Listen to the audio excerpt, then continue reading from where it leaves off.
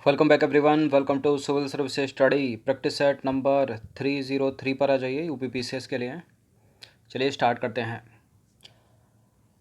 Playlist इसकी बना रखी है, डिस्क्रिप्शन बॉक्स में लिंक है, वहाँ पर आप टेस्ट नंबर 1 से लेकर 303 तक पहुँच सकते हो। देखिए 297 के बाद जो है इन टेस्ट का कुछ क्रमांक गड़बड़ाया था, ठीक है, वो करेक्ट कर दिया गया है। तो ये 303वां टेस्ट है, फिर 304, 5 इस तरह से चलते रहेंगे आगे। तो क्वेश्चन नंबर 1 पर आ जाइए। इस विभाग की स्थापना अलाउद्दीन खिलजी ने की थी। यह विभाग बाजार व्यापारियों पर नियंत्रण रखता था। इनमें से किसी एक की बात हो रही है। बाजार में आने वाले माल की सभी आपूर्तियों का पंजीकरण करना तथा बाजारों में मापतोल आदि के मानकों को बनाए रखना इसके प्रमुख कार्य थे। उपरोक्त गद्यांश निम्नलिखित में से किस विभाग की व्याख्या करता है? किसकी बात हो रही है? दीवान रियासत की, या दीवान ईशा की, या दीवान मुस्तकराज की, या दीवान मजलिम की? दीवान रियासत, ऑप्शन नंबर ए। तो दीवान रियासत की बात करें तो अपनी बाजार नियंत्रण नीति को कड़ाई से लागू करने के लिए अलाउद्दीन खिलजी ने इस विभाग की स्थापना की थी। यह विभाग बाजार व्यापारियों पर नियंत्रण रखता था और बाजार में आने वाले माल की सभी आपूर्तियों का पंजीकरण करना और बाजार में मापतोल आदि के मानकों को बनाए रखना इसके प्रमुख कार्य के थे। ठीक है, इसके प्रमुख कार्य थे। दीवान रियासत अलाउद्दीन खिलजी। निम्नलिखित पर विचार करना है। दीवान अमीर कोही या दीवान कोही के सामने मोहम्मद बिन तुगलक लिखा, दीवान वदगान के सामने फिरोज शाह तुगलक लिखा, दीवान खैरात के सामने भी फिरोज शाह तुगलक लिखा है। तो बताइए ऊपर इनमें से जो विभाग हैं अपने संस्थापक शासकों के संदर्भ में कौन सा सही सुमेलित है? दीवान ए कोही मोहम्मद बिन तुगलक MBT करेक्ट है। दीवान ए खैरात फिरोज तुगलक, ये भी करेक्ट है। दीवान वदगान फिरोज तुगलक है, अलाउद्दीन खिलजी है? फिरोज शाह तुगलक। तीनों के तीनों करेक्ट हैं, 1 2 3 डी। तो बात करें अमीर कोही या दीवाने कोही की, तो दीवाने कोही दोआब क्षेत्र में कृषि सुधार को क्रियान्वित करने हेतु मोहम्मद बिन तुगलक द्वारा अमीर कोही नामक अधिकारी के अंतर्गत दीवाने कोही नामक विभाग की स्थापना की गई थी। दीवाने वदगान की बात करें तो दासों से संबंधित इस विभाग की स्थापना फिरोज शाह तुगलक द्वारा की गई थी। दीवाने खैरात मुस्लिम गरीबों के कल्याण के लिए फिरोज शाह तुगलक ने इस विभाग की स्थापना की थी। तो इम्पोर्टेंट है कि यह विभाग किससे संबंधित, जैसे बदगान दासों से संबंधित, खैरात मुस्लिम गरीबों के कल्याण के लिए, कौन कौन? फिरोज शाह तुगलक यहाँ मोहम्मद बिन तुगलक।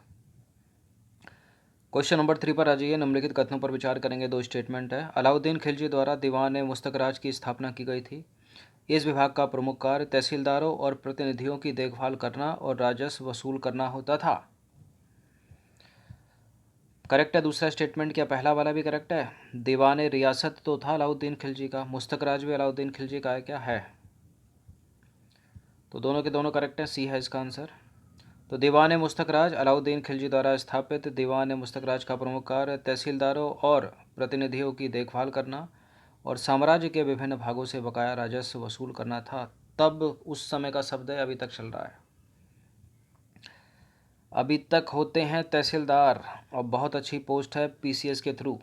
सीधी तो नहीं है लेकिन नायब तहसीलदार है, फिर प्रमोट होकर तहसीलदार बनते हैं, उसके बाद SDM, फिर DM। चलिए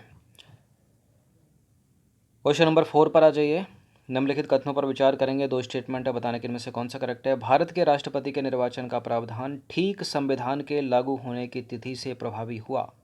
लोकसभा के पहले चुनावों के तुरंत बाद, लोकसभा के पहले चुनाव कब हुए थे? 1952 के तुरंत बाद दल बदल के प्रावधानों का पहली बार प्रयोग किया गया। देखिए कब दल बदल 10वीं अनुसूची आई, ठीक है। अब ये सीधा बोल रहा है 1952 के बाद थोड़ी हुआ था, गलत है पहला दूसरा वाला स्टेटमेंट, पहला भी गलत है। दोनों के दोनों करेक्ट हैं, इनकरेक्ट है मतलब, तो डी है इसका आंसर।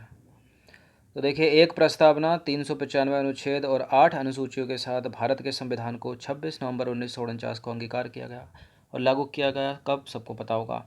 देखिए लोकसभा का जो पहला चुनाव हुआ था वो 1951-52 में हुआ था, जबकि एक राजनीतिक दल से दूसरे राजनीतिक दल के आधार पर संसद और राज्य के विधानमंडल के सदस्यों की अयोग्यता का जो प्रावधान किया गया था वो दल बदल विरोधी कब किया गया था? वो 1985 में 52वां संविधान संशोधन अधिनियम। तो कितने साल? 52 कहाँ 85, वो पहला भी गलत है।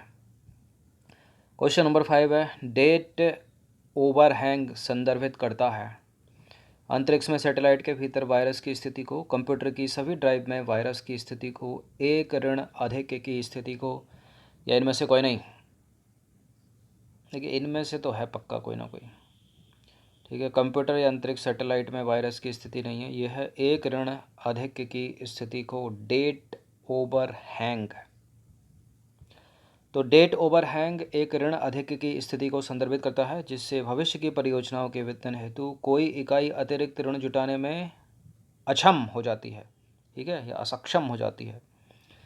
यह एक ऐसी स्थिति को संदर्भित करता है जहां सभी मौजूदा आय को संचित ऋण को चुकाने में उपयोग किया जाता है, जिससे भौतिक या मानव पूंजी में निवेश करने के लिए बहुत कम प्रोत्साहन मिलता है। डेट ओवरहैंग से लाभकारी निवेश के परित्याग में वृद्धि होती है। इस प्रकार लोक कल्याण में कमी आती है। कुसुम योजना से रिलेटेड दो स्टेटमेंट है, यहाँ पर बताना कि इनमें से कौन सा करेक्ट होगा।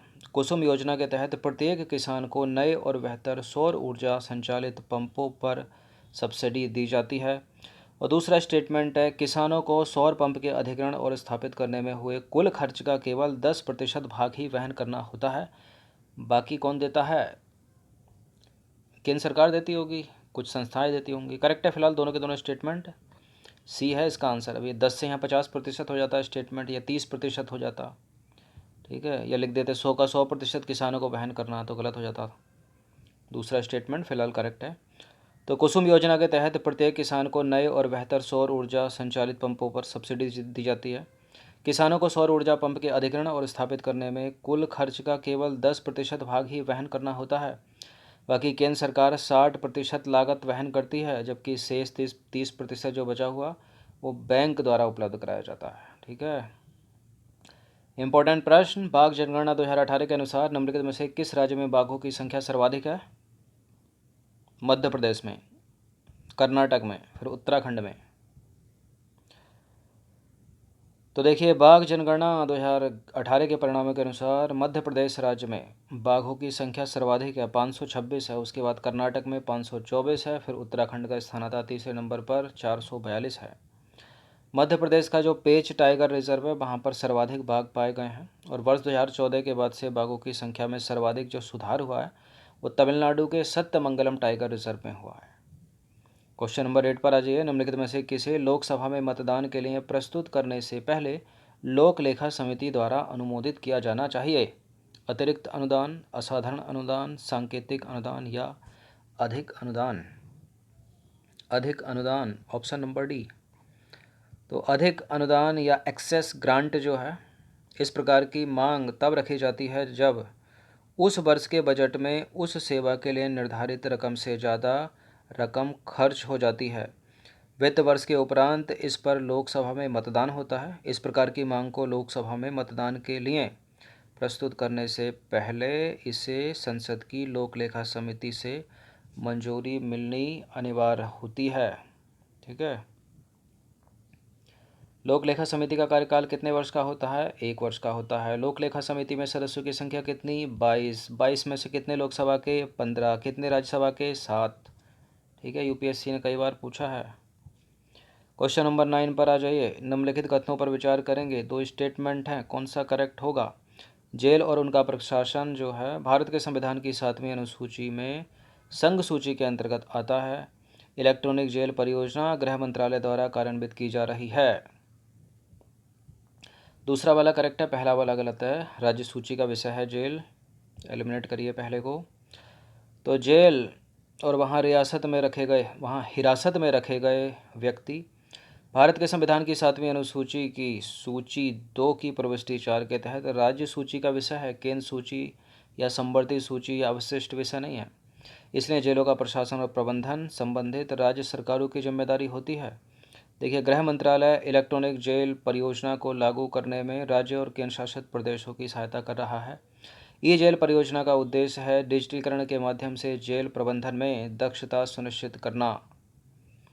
टिंडल प्रभाव, जब छोटी क्लास में होंगे आप, 10th 12th 11th में आपने पढ़ा होगा केमिस्ट्री में। पहला स्टेटमेंट है, टिंडल प्रभाव छोटे निलंबित कणों वाले माध्यम द्वारा प्रकाश की किरण के प्रकीर्णन की घटना है। कोलाइडी पदार्थ टिंडल प्रभाव को प्रदर्शित नहीं करते। अरे कोलाइडी पदार्थ ही तो टिंडल प्रभाव को प्रदर्शित करते हैं। गलत है दूसरा वाला स्टेटमेंट, पहला वाला करेक्ट है। तो इसका आंसर हो जाएगा 1 को हटा के केवल 2, 2 को हटा के केवल 1। तो टिंडल प्रभाव छोटे निलंबित कणों वाले माध्यम द्वारा प्रकाश की किरणों के प्रकीर्णन की घटना है। जैसे कि एक कैमरे में धुएं या धूल के कारण खिड़की से प्रवेश करने वाली प्रकाश किरण को देखा जा सकता है, देखा भी होगा आपने। देखिए सोल एक कोलाइड है जिसमें ठोस कण होते हैं और प्रक्षिप्त माध्यम जो है वो तरल होता है। टिंडल प्रभाव सभी कोलाइड द्रव्यों और कुछ बहुत ही सूक्ष्म निलंबनों द्वारा प्रदर्शित किया जाता है, इसलिए गलत है दूसरा वाला स्टेटमेंट। क्वेश्चन नंबर 11 पर आ जाइए। निम्नलिखित कथनों पर विचार करेंगे। एक जनसंख्या पिरामिड विशिष्ट जनसंख्या की आयु और लिंग संरचना का आलेखीय निरूपण है। भारत का जनसंख्या पिरामिड प्रकृति में उल्टा है, इन्वर्टेड है। देखिए भारत में अधिकतर जो आबादी है वो बच्चों की है, किशोरों की है, वयस्कों की है। तो जनसंख्या का पिरामिड तो सीधा होगा ना भारत का, उल्टा क्यों होगा? गलत है पहला वाला। दूसरा वाला स्टेटमेंट, पहला वाला करेक्ट है केवल। तो भारत का पिरामिड नीचे से भारी है, यानी भारतीय आबादी में बच्चों, किशोरों और युवा वयस्कों की जो संख्या है उसका बड़ा अनुपात है, इसलिए प्रकृति में जो है ये सीधा है इसका पिरामिड भारतीय जनसंख्या का, अपराइट डायरेक्शन है, इन्वर्टेड नहीं है, उल्टा नहीं है। अच्छा एक प्रश्न पूछता हूँ कि कौन सा पिरामिड हमेशा सीधा बनता है, बताइए। जैव भार का पिरामिड, ऊर्जा का पिरामिड या संख्या का पिरामिड? कमेंट करो। क्वेश्चन नंबर 12 पर आ जाइए। धन शोधन या जिसको बोलते हैं इंग्लिश में मनी लॉन्ड्रिंग को नियंत्रित करने हेतु वर्ष 2012 में निम्नलिखित में से कौन सा कर प्रस्तुत किया गया था? एंजल कर, ऑप्शन नंबर ए। तो धन शोधन या मनी लॉन्ड्रिंग को नियंत्रित करने हेतु वर्ष 2012 में एंजल कर प्रस्तुत किया गया था। यह गैर सूचीबद्ध कंपनियों द्वारा जारी किए गए शेयरों के उचित बाजार मूल्य से अधिक की राशि पर आरोपित कर है। क्वेश्चन नंबर 13 है। निम्नलिखित कथनों पर विचार करेंगे। नाइट्रोजन गैस धातुओं, पत्थरों, निर्माण सामग्री और चित्रित सतहों के संरक्षण हेतु उत्तरदायी है। नाइट्रोजन गैस प्रकाश रासायनिक धूम्र के निर्माण में योगदान करने वाली प्रमुख गैस है। बिल्कुल ये करेक्ट है दोनों के दोनों स्टेटमेंट, और सी है इसका आंसर। तो प्रकाश रासायनिक धूम कोहरा जो उष्ण, शुष्क और साफ धूममयी जलवायु में होता है। स्वचालित वाहनों और कारखानों से निकलने वाले नाइट्रोजन के ऑक्साइड तथा हाइड्रोकार्बन पर सूर्य के प्रकाश की क्रिया के कारण उत्पन्न होता है। इसमें ऑक्सीकारक अभिकर्मों की सांद्रता उच्च होती है, इसलिए इसे ऑक्सीकारक धूम कोहरा कहते हैं।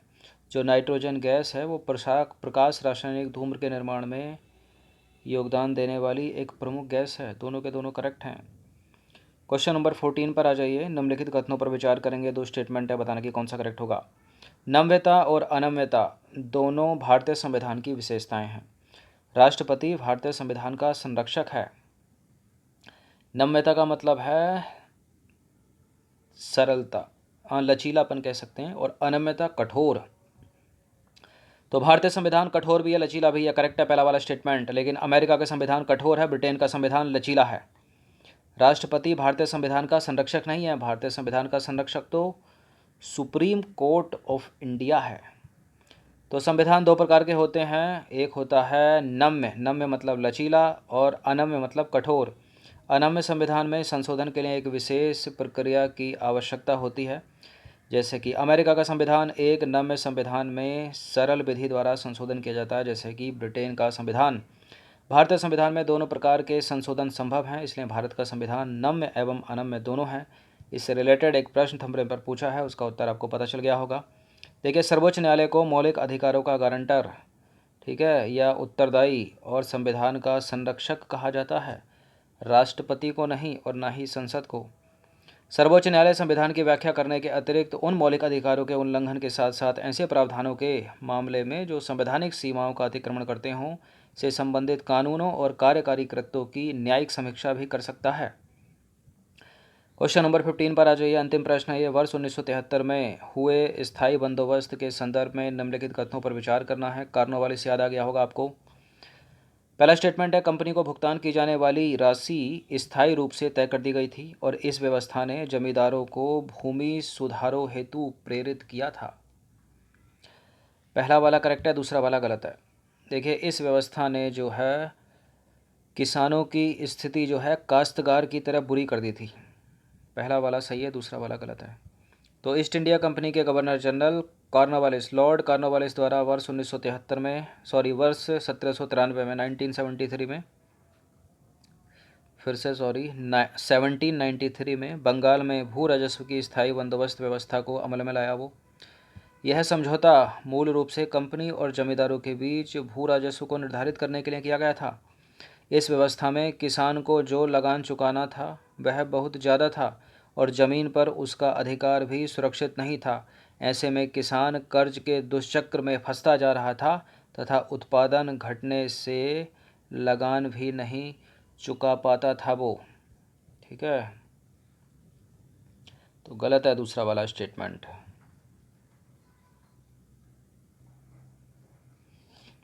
तो ये 15 प्रश्न थे कुछ अलग अलग विषय से संबंधित। इनकी प्रैक्टिस एक बार कर लेना। धन्यवाद।